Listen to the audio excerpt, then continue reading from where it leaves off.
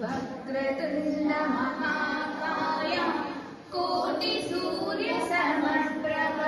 निर्विघ्नं कुरु मे देव सर्वकार्येषु सर्वदा शुभकार्येषु सर्वदा।